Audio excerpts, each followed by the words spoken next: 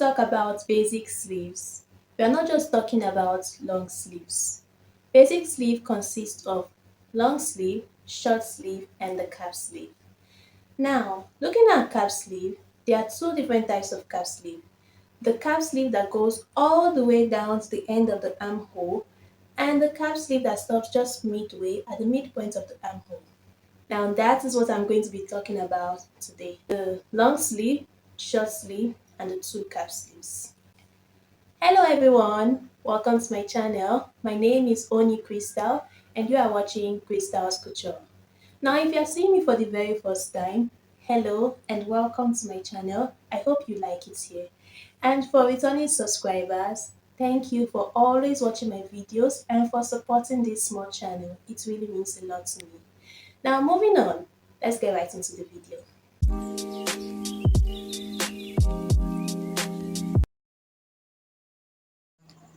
Now for a long sleeve, we just need three measurements, which is our calf's height or our bicep line, our elbow line, and the full length of our sleeve line. So to get the calf's height or your bicep line, you just have to divide your bust circumference divided by 12 plus 1 inch. Now for most people, they do determine their calf's height by getting anywhere between 4 inches or 5 inches. But if you want an accurate calf's height, just divide your bust circumference by 12 and add 1 inch. So after marking out those points on my paper, I ruled a line on those points and labeled them. Now on the bicep line, you will just have to mark half of your round sleeve measurements.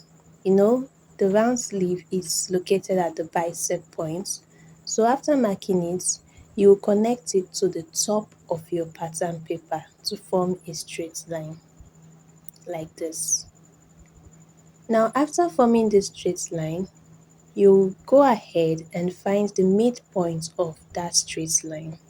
Now this midpoint will guide us on drafting the top part of our sleeve.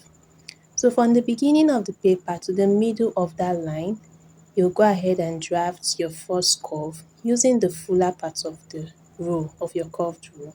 And from the middle to the ending of the line, you'll draft your second curve by bending your curved row. So just to highlight this line, I went ahead to trace it out with a marker. And this is the curve on the top of our sleeve. So now that we're done with the bicep line, the next thing to do is to mark out our elbow line. To get the measurements for the elbow, just place your elbow in a slightly slanted manner and use a tape to measure it. So whatever you get, you divide it by 2 and mark it on your elbow line. We are dividing by 2 because this paper is assumed to be on a fold. So if you are drafting on a fabric, make sure your fabric is on a fold before drafting. So I've connected my bicep measurement to the measurement on my elbow line. Now for the full length of the sleeve, even though our long sleeve actually stops at the wrist, we measure on the fist instead, that is on the palm instead. And this is because we have to make sure that at that length of the sleeve, our fist should be able to pass through it. So to get this measurement, just fold your palm together and just use your tape round it to get the round measurement. So whatever you get after measuring, divide it by 2 and mark it on the paper. And after marking it, you connect it to the elbow line.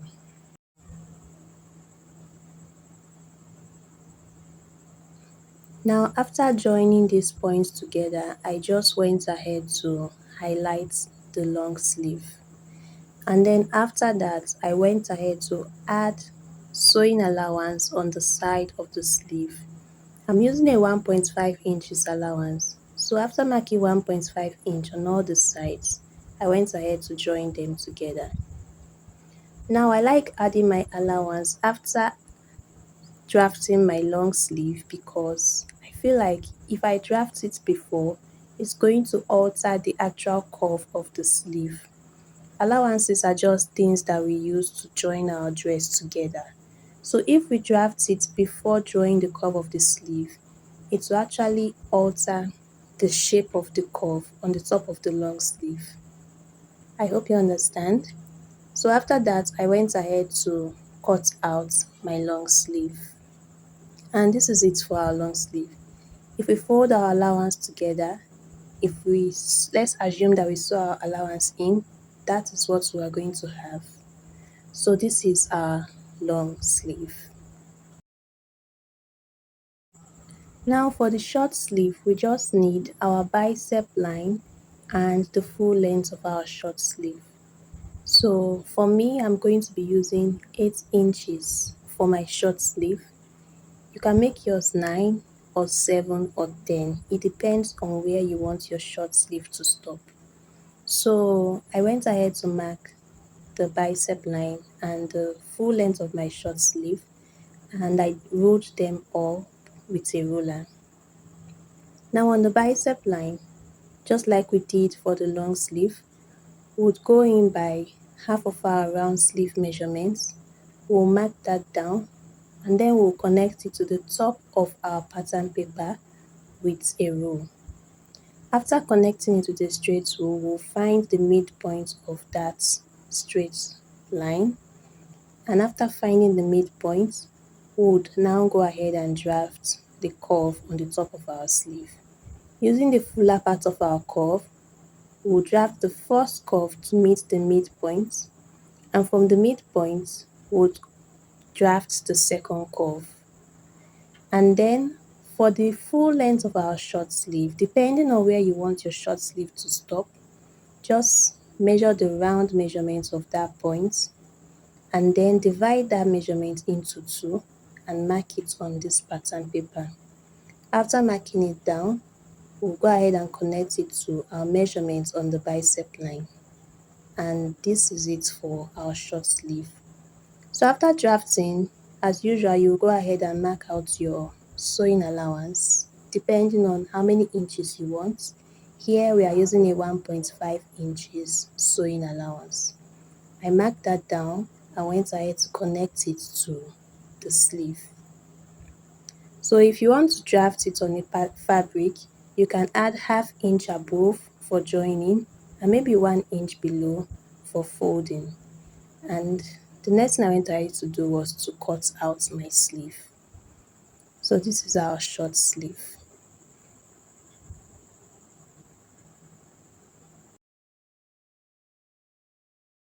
Now for our cap sleeve, we just need our bicep line or our cap size line, just like the name cap sleeve. So the only thing we need for this sleeve is our cap size line. Now this cap sleeve is the one that goes all the way to the end of our armhole. So on the bicep line, I marked half of my round sleeve measurements, connected it to the top of the paper to form a line. On the line, I found the midpoint, and from the midpoint, I went ahead to draw the curve using my curved rule, just like we did for the other sleeves. So after drawing the curve, this is it for our cap sleeve. Now if you want to add allowance, imagine if you are folding the down of your cap sleeve, you can use that to form your allowance. So that like by adding your fold, you are also adding your allowance. But if you are not folding the down of your sleeve, you can just come up from the top of the bicep line and add half inches on the allowance side. If you sew it in, the allowance will be gone, so that is also fine. So this is our first cap sleeve. Now for our second cap sleeve, this is the cap sleeve that stops at the midpoint of the armhole. The only line needed as well is our caps line or our bicep line. Now to get the measurements for this caps line, you just need to divide your bicep by 4. But if you don't want to do that, another way to do that is maybe using your bodice, you would go ahead and measure your armhole. and divide your armhole by 2. Now this armhole on our bodice is just like half of our full armhole measurement. So divide that half measurement again by 2. And that is the measurement you will use for this cap sleeve. If you don't want to do all these measurements, just divide your bicep by 4 and mark that down. So after marking it down, you would connect it to the top of the paper as usual. So now, since this is just like half of our armhole measurements, we're not going to be drawing 2 curves. We just need 1 curve like this. And that is it for this cap sleeve. Now I went ahead to highlight my cap sleeve, and that is all. So to explain this cap sleeve better, imagine if you are cutting on your folded fabric and you cut out your full cap sleeve. This is the shape you should expect to see. So now let's go ahead and cut out our cap sleeve. And this is cap sleeve 2.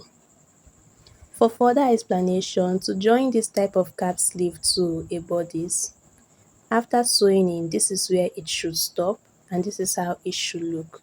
And for the remaining parts of the armhole, you can just use a bias to turn it over. And that is it for our cap sleeve 2. So this is it for our tutorial. This is the end of our sleeve tutorial.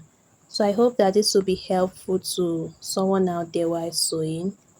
And please give my video a thumbs up. Please subscribe to my channel to support me to bring more of these videos to you all. So I'm going to see you all in my next one. Thank you and bye.